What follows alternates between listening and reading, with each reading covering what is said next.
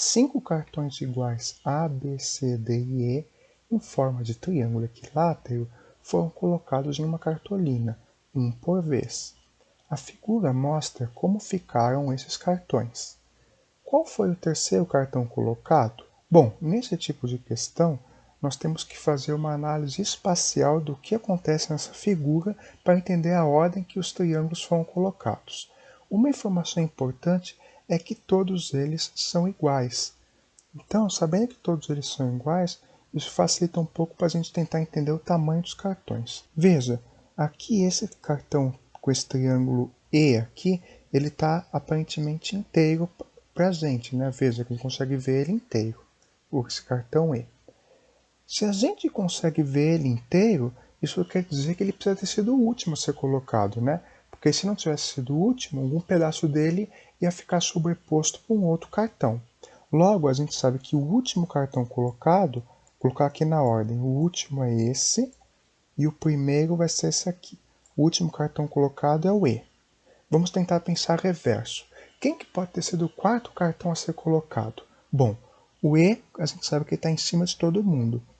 Ele está em cima do A, está em cima do B, do C e do D aqui, né? Agora veja, o A está abaixo do E. Só que está vendo esse pedaço aqui, que o B aqui, o B é o tamanho do E, né? Então B seria isso aqui, ó. O triângulo B faria esse triângulo aqui. Veja que o B, esse pedaço aqui, está embaixo do pedaço do A. Então, com certeza, o B tem que ter sido colocado antes do A, né? Colocou o B e depois colocou o A em cima do B. Então, antes do E veio o A e antes veio o B. Então, veja aqui, o C está embaixo do B. Então, se o C está embaixo do B, ó, porque o C, se esse triângulo aqui, ó, esse pedaço aqui está omitido pelo B. Se o C vem antes do B e o D está embaixo aqui do B também, ó, o D seria esse triângulo aqui, ó, e o D também está embaixo do B, quer dizer que o C e o D foram colocados antes do B. Então, o C e o D foram colocados aqui antes do B, sei lá qual a ordem deles, não importa, e o E e o A foram colocados depois do B. Então, qual foi o terceiro cartão a ser colocado? Só pode ser o B. Então, a resposta para essa questão é a alternativa B. Ao passear pela cidade, em vez de pegar uma avenida em linha reta que liga os pontos A e B, João caminhou pelos quarteirões quadrados da cidade conforme indicado na figura, percorrendo um total de 6 km. Qual é a distância em linha reta entre os pontos A e B? Vamos tentar analisar primeiro como foi esse percurso maluco que o João fez, né? Veja que os percursos que ele fez foram por quarteirões quadrados. Esta informação é importante porque significa, pela figura fica claro, mas o enunciado nos garante que cada ângulo que ele virou aqui é de 90 graus. Então, vamos ver. Nós queremos saber a distância entre os pontos A e B. Como cada virada de quarteirão é 90 graus, nós sabemos que a distância que ele anda aqui em cima vai ser igual a essa aqui. Então, essa distância que ele andou aqui vai ser igual a essa. E aí, da mesma forma, olha só, essa distância que ele andou aqui vai ser igual a essa. Essa que ele andou aqui vai ser igual a essa, e assim por diante. Isso aqui vai acontecer com todos os trechos. Ah, então quer dizer que para eu achar a distância entre A e B, é só somar esses trechos aqui, né? Legal. Tá, mas e como que a gente faz para calcular o valor de cada trecho aqui e depois somar tudo? Né? Esse caminho maluco aqui que o João fez não fosse a mínima ideia de quanto que ele andou para cá, quanto que ele andou para lá, quanto ele andou para cá. Vamos então pensar pelo todo. Já que a gente não tem o caminho em cada percurso, vamos pensar por atacado, vamos pegar todo o percurso. Vejamos, como isso aqui é um quadrado, quer dizer que esse que subiu aqui, esse que ele andou aí aqui que desceu, tem os mesmos medidas, né? Essa medida é igual, então a distância que ele subiu é a mesma que ele andou aqui. Acontece a mesma coisa aqui. Essa distância aqui é igual a essa, que é igual a essa, que é igual a essa. Afinal, tudo aqui é quadrado. Ah, então veja que em cada trajeto que ele fez, ele deu 3 vezes esse trajeto. Ó. Esse aqui, se esse pedacinho aqui é um valor x, ele andou x aqui, x aqui. Mesma coisa aqui, ó, x aqui, x aqui, x aqui. Então ele andou esse trajetinho aqui para cada um desses quarteirões 3 vezes. Então ele percorreu a distância entre A e B 3 vezes, não é?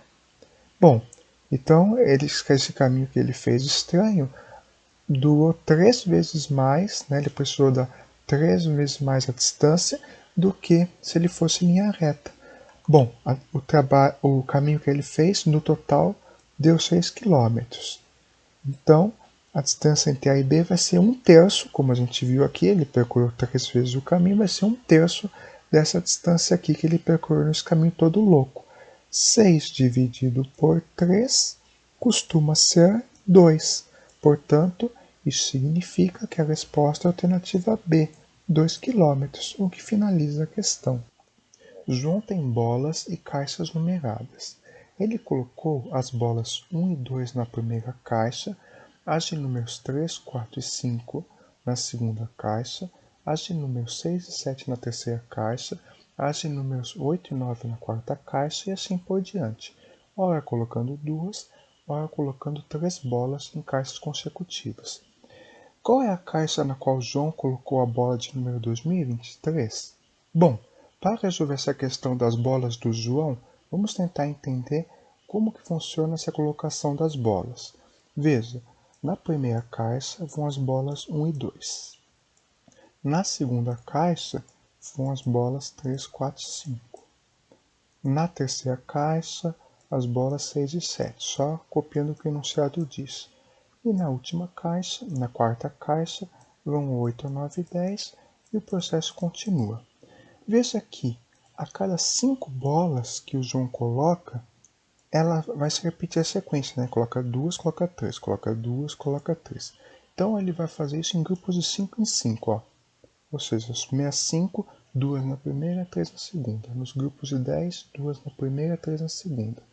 Então ele vai fazer esse processo várias vezes. Como o João tem um monte de bolas, né, para ter 2023 bolas, teve que ter paciência para fazer tudo isso, ele vai fazer isso um monte de vezes, até chegar no primeiro múltiplo de 5, que é menor que 2023. Que múltiplo seria esse? Bom, como o múltiplo de 5 termina em 0 e 5, o múltiplo de 5 mais próximo de 2023 é o 2020. Logo, ele vai fazer esse processo até chegar nas caixas aqui, que vai ter uma com 2020.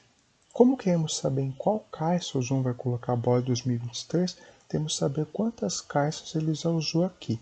Bom, em cada vez que ele fez esse processo 5 em 5, ele usou 2 caixas, né? Então, vamos ver. 2020, se eu dividir por 5, o resultado disso vai ser basicamente cortar esse 0, multiplicar isso aqui por 2. Então vai dar 404. E dessa vez não foi erro. Bom, nessas 404 grupos de 5 que eu contei, eu usei 2 caixas. Então, eu tenho que multiplicar por 2. O total de caixas usadas aqui foi 808. Então, isso quer dizer que até a bola 2020 ele já usou 808 caixas.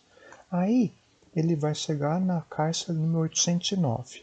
Bom, como ele faz 2 bolas 3, 2, 3, ele vai colocar na caixa 809 as bolas de número 2021 e 2022, né? E aí, como ele já colocou 2 bolas aqui, agora ele vai ter de ir para a próxima caixa colocando 3 bolas. A primeira bola que ele vai colocar aqui vai ser a de número 2023.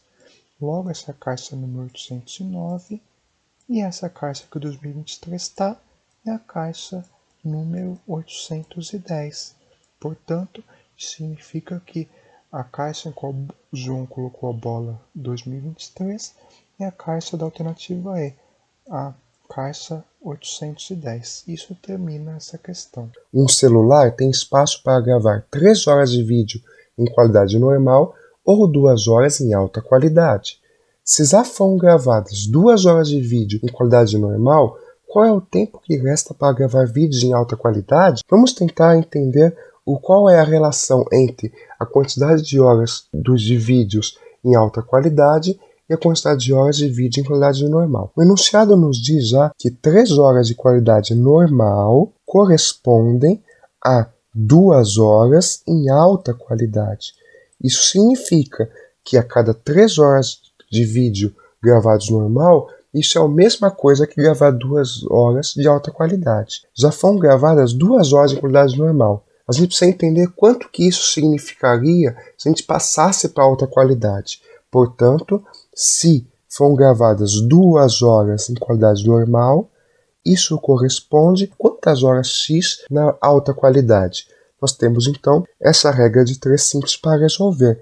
Portanto, 3x é igual a 2 vezes 2, que é 4. Isso quer dizer que x corresponde a 4 sobre 3. Isto significa que 2 horas de vídeo em qualidade normal correspondem a 4/3 de hora de vídeo em alta qualidade. Se a gente usasse só alta qualidade no celular, a gente só teria usado 4/3 de hora. O enunciado quer saber qual o tempo que resta para gravar em alta qualidade. Ora, se nós podemos gravar em alta qualidade 2 horas e nós já gastamos em equivalente alta qualidade 4/3 de hora, o que sobra é 2 menos 4/3. Para resolver essa continha aqui, vamos fazer um denominador 3 aqui. Mas se eu quero colocar um denominador 3, tenho que multiplicar em cima por 3 também. Então esse 2 vai virar 2 vezes 3, que é 6. Agora que os denominadores são iguais, subtraímos os numeradores. 6 menos 4, 2, permanece o 3. Isso quer dizer que falta para gravar 2/3 de hora em alta qualidade. Como 1 hora tem 60 minutos, precisamos calcular 2/3 de 60. Isto corresponde a 60 vezes 2, 120, dividido por 3, é 40. Portanto, resta gravar em alta qualidade 40 minutos nesse celular, e isto finaliza esta questão. 24 retas são desenhadas no plano de modo que cada reta seja paralela a exatamente outras 3. Além disso, não há 3 retas que não se cruzem em um mesmo ponto. Qual é o número total de pontos de intersecção entre essas retas? Vamos tentar primeiro entender as condições do enunciado. A primeira condição que ele diz é que cada reta seja paralela a exatamente outras 3. Isso significa o quê? Que se eu pegar uma reta e colocar aqui, desta reta vermelha que eu desenhei, tem que haver exatamente outras 3 retas paralelas a ela. E a segunda condição diz que não há 3 retas que não se cruzem em um mesmo ponto. Ou seja, isso significa que não tem como, dado um ponto, a gente fazer 3 retas assim, ó. Tá vendo? 3 retas que se cruzam num ponto só. Essa outra reta aqui tem que passar, por exemplo, assim e não cruzar nenhum ponto 3 vezes. Para satisfazer as condições do enunciado, veja que as retas não podem ficar sozinhas. A cada reta que eu designo, eu tenho que ter outras 3 companheiras paralelas a ela. Isso quer dizer que eu tenho que sempre agrupar essas 24 retas em grupinhos de 4 aqui, por exemplo. Agora vamos ver se eu pegar 2 grupos de 4 retas paralelas e fazer a intersecção entre elas. Quantos pontos de intersecção nós vamos ter? Considerando aqui essas 4 retas paralelas aqui em verde, nós vamos ter no total 16 pontos de intersecção. Isso quer dizer que quando eu pego 2 feixes com 4 retas, o total de intersecção é 16. Mas eu não quero só 8 retas, que aqui eu estou representando 8, eu quero 24. Então eu quero um total de 6 feixes se interseccionando entre si. Vamos tentar imaginar essa situação? Para simplificar, eu vou representar cada feixe de 4 retas, na verdade, por uma reta só. Então essa reta verde aqui, na verdade, representa um feixe de 4 retas. Esta outra reta azul representa outro feixe de 4 retas.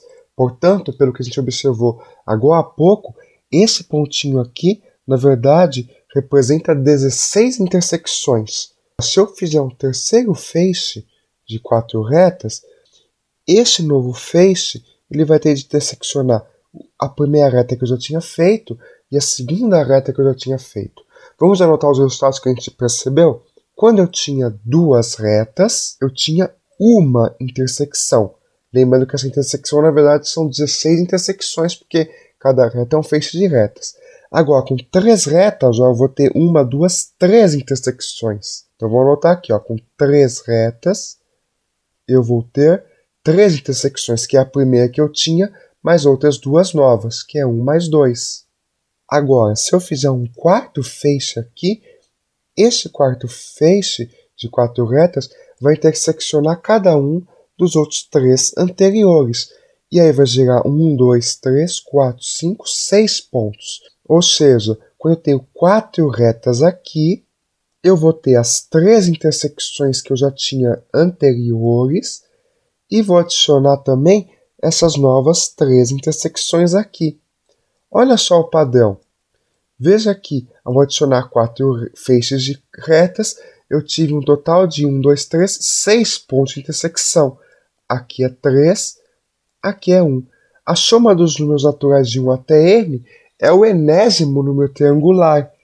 Então, isso quer dizer que, quando eu fizer um feixe de 5 retas, eu vou obter a soma de 1 mais 2 mais 3 mais 4, que corresponde ao número triangular 10. E, finalmente, quando eu fizer 6 feixes de retas, eu vou ter um total de intersecções, sendo 1 mais 2 mais 3 mais 4 mais 5, que corresponde a 15.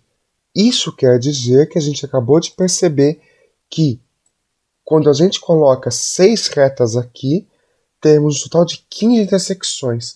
Só que lembra que, na verdade, cada reta representa um feixe de 4 retas, e cada uma dessas 4 retas, cada intersecção que a gente viu lá, na verdade, é composta por 16 intersecções. A gente viu que cada um desses 6 feixes de 4 retas, que vão ser o total de 24 retas, vão ter 15 intersecções. E cada uma dessas 15 intersecções, na verdade, tem 16 intersecções escondidas aqui. Portanto, o total de pontos de intersecção corresponde a 15 vezes 16, que é 240. Isto corresponde ao que está indicado na alternativa D, o que finaliza esta questão. O desenho a seguir representa um mapa que tem 7 cidades, representadas por pontos, e 5 estradas, representadas por curvas. Qual é o menor número de estradas que devem ser incluídas no desenho para que de cada cidade parta o mesmo número de estradas? Nós temos aqui na figura, e observe que esses pontinhos são as cidades e essas linhas aqui são as estradas. Nós queremos que de cada cidade parta o mesmo número de estradas. Portanto, vamos ver aqui de cada cidade quantas estradas partem. Veja que daqui partem 1, 2, 3 estradas, daqui partem 2, daqui parte uma daqui, uma daqui, uma daqui e finalmente uma daqui. Como nós queremos saber as quantidades de estradas que nós devemos incluir, vamos pensar ao contrário. Ao invés de calcular quantas estradas estão ligando, vamos pensar quantas estradas faltam ligar para chegar no número que eu quero. Observe o seguinte, se de todas as cidades, esta cidade aqui já tem 3 estradas, quer dizer que para que todas as cidades tenham o mesmo número de estradas, precisa ter pelo menos 3 estradas em cada cidade. Vamos trabalhar então com a seguinte hipótese, de que cada cidade vai ser ligada por exatamente 3 estradas. Se eu quero ligar cada cidade por 3 estradas, essa aqui já está ligada por 3, então vai faltar 0 estradas para adicionar. Essa aqui por 2 vai faltar 1 estrada. Esta aqui vai faltar 2 estradas, essa vai faltar 2 estradas para obter 3, e a mesma coisa vai acontecer com essas outras cidades aqui. Agora, observe que cada estrada faz 2 ligações. Eu conto uma ligação desse canto aqui e outra ligação nessa cidade aqui, quando eu ligo por essa estrada. Como cada estrada conta para 2 cidades, para eu saber o número de estradas que eu preciso adicionar, basta somar todos esses valores que eu obtive aqui e dividir o resultado por 2. Ah, legal, então se eu somar aqui, 2 mais 2, 4, mais 2, 6, mais 2, 8, mais 2, 10, mais 1, 11, dividido por 2, pera, 5,5? Mas como que eu vou adicionar 5 estradas e meio? Isso quer dizer que tem algum erro no meu raciocínio. O erro está em pensar que tem que sair exatamente 3 estradas de cada cidade. Então a gente acabou de ver que se saírem 3 estradas de cada cidade, não dá para a gente completar aqui o diagrama, porque precisaríamos de um número de estradas que não é inteiro. Vamos então aumentar a nossa aposta. Vamos passar de 3 para 4 estradas que partem de cada cidade. Agora vamos fazer o mesmo raciocínio. Se queremos que 4 estradas partam dessa cidade aqui, vai faltar uma estrada para ela. Essa aqui vai faltar 2 e as demais vão faltar 3 estradas. Agora vamos fazer o mesmo raciocínio. Para calcular o total de estradas, basta somar o número de ligações que precisamos fazer e dividir o resultado por 2. Vamos ficar então aqui com 2 mais 3, 5, 5 mais 3, 8, 8 mais 3, 11, 11 mais 3, 14, 14 mais 3, 17, 17 mais 1, 18. Dividindo 18 por 2, nós vamos obter 9. Portanto, nós acabamos de perceber que o menor número de estradas que devemos incluir é justamente 9, e nesse caso, de cada cidade vão partir o mesmo número de estradas, no caso, 4 estradas. Portanto, a resposta correta é a alternativa C. 9 estradas serão necessárias para ser incluídas nesse desenho. Isto finaliza esta questão. Na sequência de figuras formadas por triângulos equiláteros idênticos, mostrada abaixo, cada figura é formada pela figura anterior, acrescida da menor quantidade possível de triângulos que escondem o perímetro da figura anterior. Quantos triângulos devem ser adicionados à figura 9 para se obter a figura 10? Vamos observar as figuras para entender o que está acontecendo. Na figura 1, eu tinha um triângulozinho aqui sozinho. Na figura 2, eu já adicionei 3 triângulos na minha figura 1, que estava inicialmente aqui. Na figura 3, eu tinha a minha figura 2, que era isso aqui, e eu adicionei 1, 2, 3, 4, 5, 6 triângulos. Vamos contar quantos triângulos nós estamos adicionando. Na figura 1, para obter a figura 2, nós adicionamos 3 triângulos. Esse número aqui significa que da figura 1 para eu chegar na 2, eu acrescentei 3 triângulos. Agora, da figura 2 para chegar na 3, eu tive de acrescentar quantos? A figura 2 estava aqui, e eu adicionei 1, 2, 3, 4, 5, 6 triângulos. Então, devo pegar a figura 2, adicionar 6 triângulos para obter a figura 3. E da figura 3 para 4, a nossa figura 3 é essa imagem estranha aqui. Quantos triângulos eu adicionei? 1, 2, 3, 4, 5, 6, 7, 8, 9 triângulos. Isso significa que da figura 3, tenho que pegar esta figura aqui, adicionar 9 triângulos para obter a figura 4. E esse padrão se repete. Vamos tentar entender qual que é esse padrão aqui. Se a figura 1 é 3, a figura 2 é 6, a figura 3 é 9, essa sequência 3, 6, 9, não lembra uma sequência familiar para você?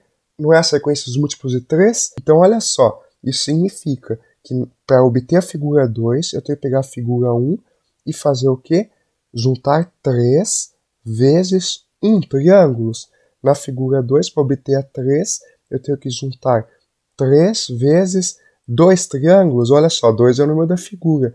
E aqui o 9 é o quê? Eu tenho a figura 3 para obter a 4, eu tenho que juntar 3 triângulos. Portanto, isso significa que se eu chegar na figura N, eu preciso adicionar 3 vezes N triângulos. Agora, qual é o meu objetivo? Obter a figura 10. Para obter a figura 10, quantos triângulos devem ser adicionados na figura 9? Na figura 9, eu preciso adicionar 3 vezes 9 triângulos para obter a figura 10. 3 vezes 9 é 27. Portanto, para obter a figura 10, temos que adicionar 27 triângulos. Isto corresponde ao que está indicado na alternativa D, o que finaliza esta questão. Em uma escola foram criados 3 clubes distintos com 15 alunos cada. Nenhum aluno participa de 3 clubes, mas os alunos podem participar de mais de um clube. Quantos alunos, no mínimo, participam desses clubes? Veja, a questão quer que a gente minimize a quantidade de alunos que participam desses clubes. O enunciado diz que nenhum aluno participa dos 3 clubes simultaneamente, mas eles podem participar de mais de um clube. Então, para minimizar a quantidade de alunos que está nos 3 clubes, já que nenhum aluno pode participar de 3 clubes simultaneamente, eles podem participar de mais de um clube, ou seja, eles podem participar de 2 clubes. Então vamos fazer com que a quantidade de alunos que participem de 2 clubes simultaneamente seja a maior possível.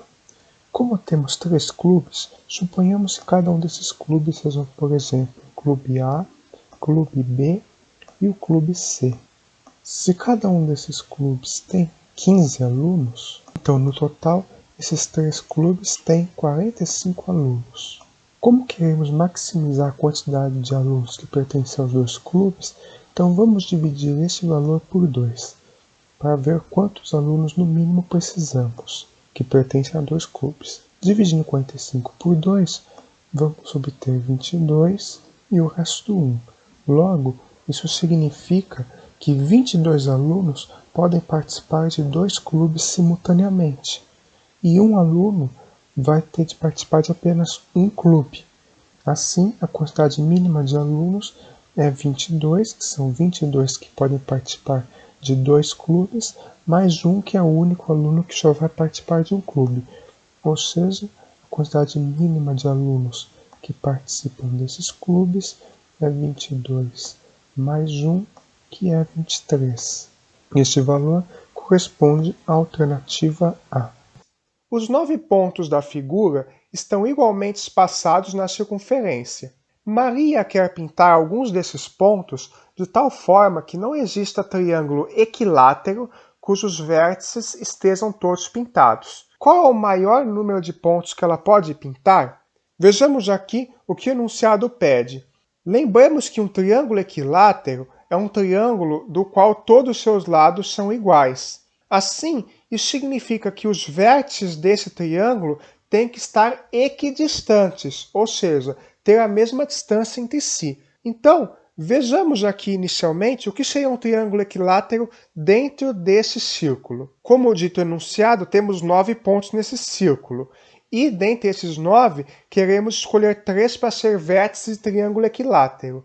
Então, a distância entre eles tem que ser a mesma. Assim, temos que deixar 2 pontos de fora entre cada lado. Então, um possível triângulo equilátero que podemos fazer é escolher um ponto e pular 2. Então, aqui, escolhemos esse, pulamos 2, vai para esse. Pulamos mais 2, fazemos outro segmento aqui. Pulamos esses 2, voltamos a esse. Então, um triângulo equilátero possível de se fazer escolhendo 3 pontos é esse aqui que foi ilustrado. Agora que entendemos como construir um triângulo equilátero dentro dessa circunferência, estamos aptos a resolver a questão. A Maria quer pintar os pontos de tal forma que não exista triângulo equilátero cujos vértices estejam todos pintados. Então, aqui nessa figura, como temos que escolher 3 pontos dentre esses 9 para formar cada triângulo equilátero, dentre os 3 pontos que cada triângulo equilátero ocupa, no máximo 2 podem estar pintados. Vejamos que para montar os triângulos equiláteros, um ponto não pode ser vértice de mais de um triângulo simultaneamente. Observe então que com esses 9 pontos, podemos montar 3 triângulos equiláteros com vértices distintos. Por exemplo, nessa situação aqui, desenhamos os 3 triângulos equiláteros e note que o mesmo ponto não é vértice de mais de um triângulo. Aqui fica claro isso, já que cada vértice de um triângulo está pintado com uma cor diferente. Veja que nenhum vértice possui mais de uma cor nessa configuração. Então, para que não exista triângulo equilátero cujos vértices estejam todos pintados, isso significa que no máximo 2 vértices de cada triângulo podem estar pintados. Ou seja, desse triângulo vermelho aqui, no máximo 2 podem estar pintados. Nesse triângulo azul, no máximo 2 podem estar pintados. E nesse triângulo verde, no máximo 2 podem estar pintados. Assim, o maior número de pontos que a Maria pode pintar é 2 mais 2 mais 2, que é 6. Veja aqui, novamente, como os triângulos equiláteros não compartilham o mesmo vértice, essa escolha é independente, ou seja, eu posso escolher quaisquer 2 vértices do triângulo equilátero em vermelho para pintar, isso não influencia a minha escolha para os triângulos equiláteros azul e verde. Portanto, o maior número de pontos que ela pode pintar é 6, o que corresponde à alternativa C. Um professor de educação física precisou escolher, dentre seus alunos, uma equipe formada por 2 meninos e uma menina ou por 2 meninas e um menino. Ele observou que poderia fazer essa escolha de 25 maneiras diferentes. Quantos meninos e meninas são alunos desse professor? Vamos indicar primeiramente o número de meninos como sendo A e o número de meninas como sendo B. Supondo A o número de meninos e B o número de meninas, vamos fazer o cálculo que o professor de educação física fez e tentar entender como ele obteve a resposta 25. Para fazer uma equipe formada por 2 meninos e uma menina, precisamos entre os A meninos escolher 2 deles e entre as B meninas escolher uma delas. Como no caso a ordem de escolha não importa, tanto faz eu escolher o menino X e o menino Y, ou o menino Y depois do menino X, então estamos tratando de uma questão de combinação. Assim, dentre os A meninos, precisamos escolher 2 deles, ou seja, a quantidade de formas de escolher 2 meninos vai ser A escolhe 2. E dentre as B meninas, a quantidade de formas de escolher uma menina é B escolhe 1, que é o próprio B. Então esta é o total de maneiras de formar uma equipe com 2 meninos e uma menina. Agora, ele também pode formar equipes com 2 meninas e um menino. Nesse caso, com raciocínio análogo, para escolher 2 meninas entre B meninas, temos um total de B escolhe 2 possibilidades. Para escolher um menino entre os A meninos, temos A possibilidades. Agora, note que A escolhe 2, pela fórmula da combinação, corresponde a A fatorial quocientado por 2 fatorial, diferença entre o A e o 2, que é A menos 2, A menos 2 fatorial. Note que podemos escrever A fatorial como sendo A vezes A menos 1 vezes A menos 2 fatorial. Assim, cortando o A menos 2 fatorial no denominador e no numerador, ficamos com A escolhe 2 igual a A vezes A menos 1 sobre 2, já que 2 fatorial é igual a 2. Então, esta fórmula aqui, na verdade, é A vezes A menos 1 sobre 2. E da mesma forma, B escolhe 2 vai ser B vezes B menos 1 sobre 2. Continuando o cálculo aqui, isso fica A vezes A menos 1 vezes B, que podemos escrever como sendo AB A menos 1 sobre 2, mais, aqui passando A multiplicando, AB B menos 1 sobre 2. Agora, simplificando aqui, colocando no mesmo denominador e colocando o AB em evidência, podemos escrever isso aqui como sendo AB A mais B menos 2 sobre 2. O enunciado nos diz que o professor observou que poderia fazer a escolha de 25 maneiras diferentes, ou seja, o total de maneiras de escolher 2 meninas e um menino somadas com a quantidade de maneiras de escolher 2 meninos e uma menina, que é justamente essa expressão aqui numérica, é 25. Assim, temos a seguinte equação a analisar: A vezes B, A mais B menos 2 sobre 2 igual a 25. Passando o 2 multiplicando o 25, temos que A vezes B vezes A mais B menos 2 é igual a 50. Observe como o número de meninos é um número inteiro positivo e o número de meninas também é um inteiro positivo, então aqui temos que A vezes B é um produto de inteiros positivos, ou seja, A vezes B divide 50, assim como A mais B menos 2 também divide 50.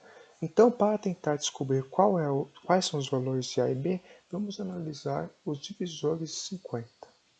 Os divisores de 50 são 1, 2, 5, 10, 25 e 50.